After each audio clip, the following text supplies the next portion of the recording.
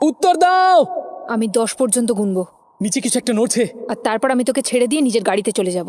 চুপ কর। আবার কিছু একটা নড়লো।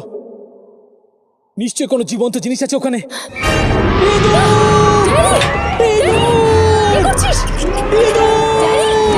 না!